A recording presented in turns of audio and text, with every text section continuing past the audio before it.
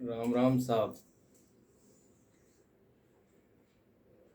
आज हमें खुशी है कि शिव भोले शंकर की असीम कृपा से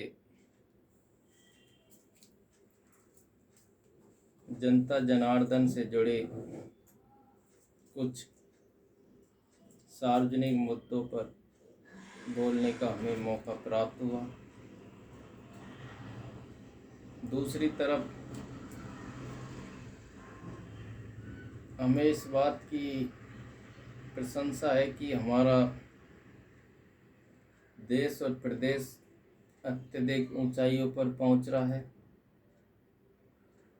चाहे हम शिक्षा की बात करें, चिकित्सा की करें, बिजली की करें, पानी की करें, रोजगार की करें, अनेक विदेशी कंपनियां देश और प्रदेश में रोजगार के अवसर बढ़ा रही है। और जो भारत की कल्चर है उसका भी गुणगान विदेशों में हो रहा है।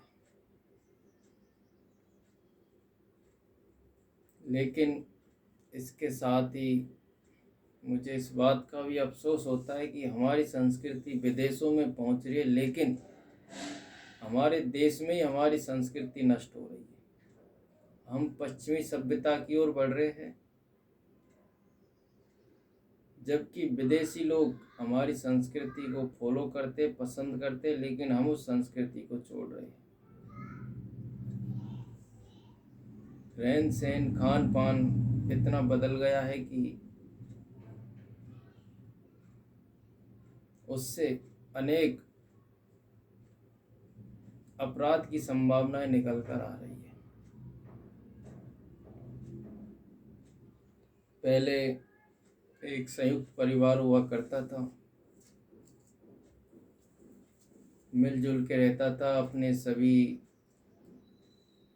जो घर के किस्से थे, लड़ाई झगड़े थे, उनका बैठ के समाधान करते थे। आज स्थिति ये हो गई है कि परिवार विखंडन की तरफ बढ़ रहा है। छोटी छोटी घटनाओं को लेकर हमें पुलिस स्टेशन जाना पड़ता है।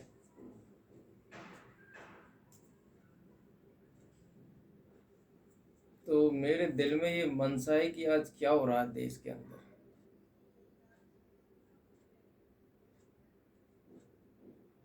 एक तरफ हम आगे बढ़ रहे हैं, दूसरी तरफ हम हमारी संस्कृति को भूलते जा रहे हैं।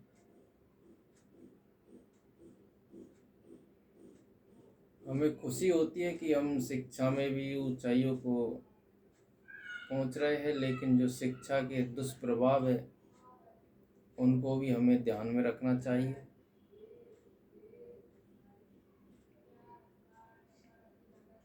आज जो सेवा भाव है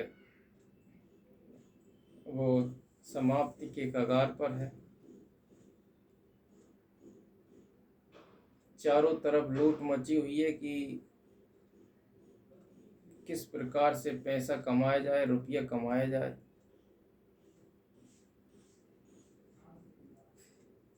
लेकिन मैं तो यही कहना चाहूँगा कि जो रुपया ईमानदारी का होता है वही भविष्य में काम आता है।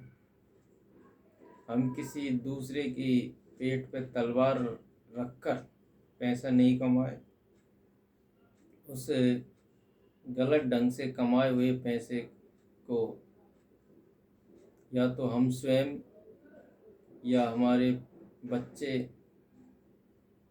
बर्बाद कर देते हैं।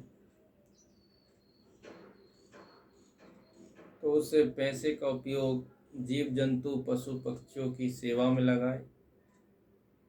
और आप हमसे अच्छी तरह परिचित हो, हमारा YouTube channel MS Raju Khedli है, जिस पे आपको अनेक प्रकार की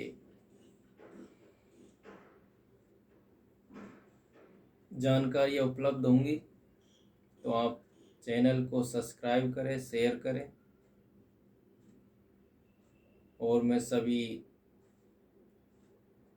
जो चैनल पर आके वीडियो देखते हैं उनको दिल की असीम गहराइयों से साधुवाद देता हूँ, और उनका मैं अपने आप में एक कर्जदार भी हूँ।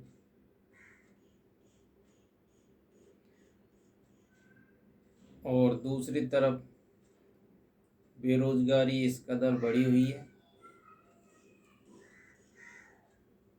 कि व्यक्ति अपनी सभी मानवीय मूल्यों को भूल करके गलत रास्ते पर पहुंच रहा है।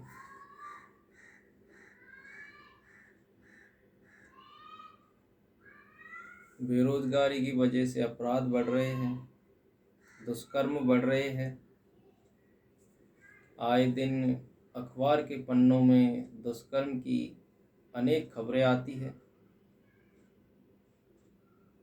जिनको पढ़ के हमारे युवाओं का ध्यान डाइवर्ट हो रहा है। एक किस प्रकार से आज एक मिशन चल रहा है कि हम व्यक्तियों को फंसाए अपराध में, दुष्कर्म में। झूठे दुष्कर्म के केस दर्ज हो रहे हैं। अखबार में मैं देखता हूँ कि 40% केस दुष्कर्म के झूठे हैं। जिम्मेदार व्यक्ति इस बयान को देते हैं। तो इसमें मैं आपके सामने एक सुझाव रखता हूँ कि एक व्यक्ति जो अपराध नहीं करता है, दुष्कर्म नहीं करता है, उसको फंसा दिया जाता है।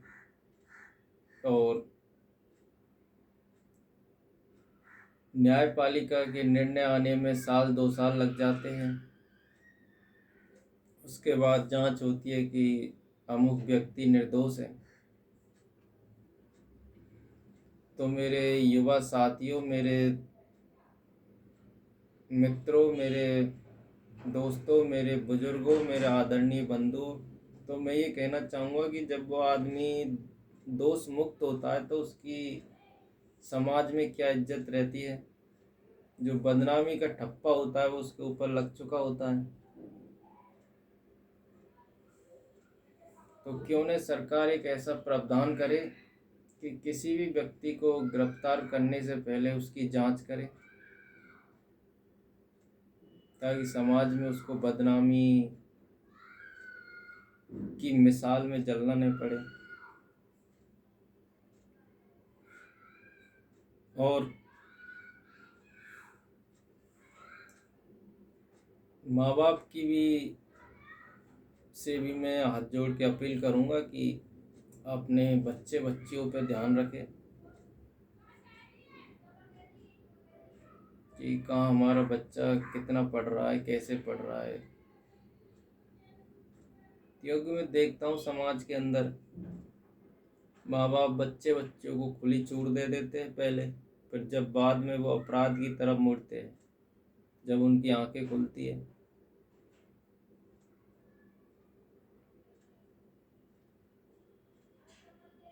और जो इनमें सबसे बड़ा अपराध का, ये दुष्कर्म का जो कारण निकल के आ रहा है मेरी नज़र में, तो ये मोबाइल फ़ोन है। मोबाइल, सोशल मीडिया का ज़माना है। सोशल मीडिया पर इतना खुलापन आ गया है जिसको देख देख के हमारे जो नाबालिग बच्चे बच्चियां हैं उनका ध्यान डाइवर्ट हो रहा है। तो सरकार एक ऐसा कानून भी लाए कि सोशल मीडिया पे जो अश्लीलता परोसी जा रही है उसको कम किया जाए, और नाबालिग बच्चे बच्चियों को एंड्रॉयड मोबाइल फ़ोन कम से कम दिया जाए या न दिया जाए। इसके लिए भी अगर कोई कानून आ जाए तो मेरी नज़र में तो बहुत खुशी होगी।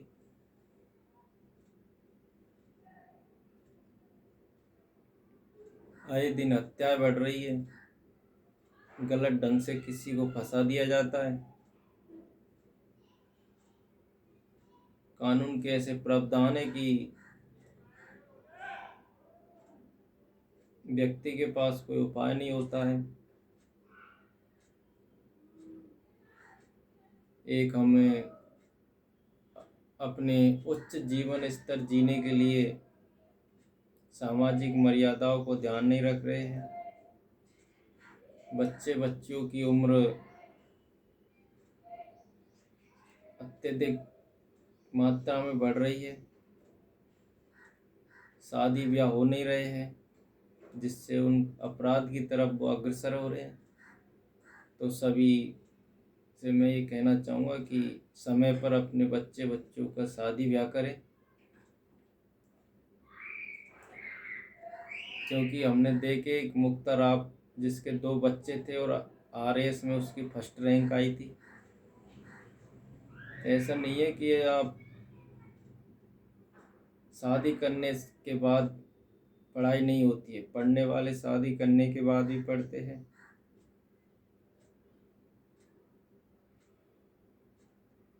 तो दूसरी तरफ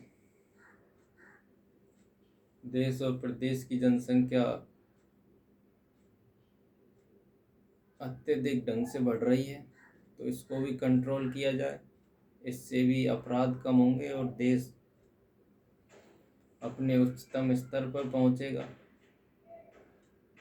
क्योंकि मैं सभी मेरे मित्रों से एक बात कहता रहता हूं जब हम बैठे रहते हैं कि एक सब्जी मंडी होती है, उसमें हम किसी भी अगर सब्जी की बात करें, टमाटर की करें, मिर्ची की करें, तो अगर उसकी मात्रा कम होती है तो उसकी क्या महंगाई बढ़ जाती है। अगर वही टमाटर मिर्ची धनिया उसकी मात्रा ज़्यादा हो जाती है तो वो सस्ता हो जाता है। उसी प्रकार से आज जनसंख्या इतनी बढ़ गई है कि मनुष्य को मनुष्य नहीं कह पा रहे हम, उसको समझ नहीं पा रहे। आज से पहले एक मानव की, एक इंसान की इतनी इज्जत होती थी। अगर कोई हम देखते दूर से कि हाँ भाई बैठ, इंसान मिलते नहीं थे पहले।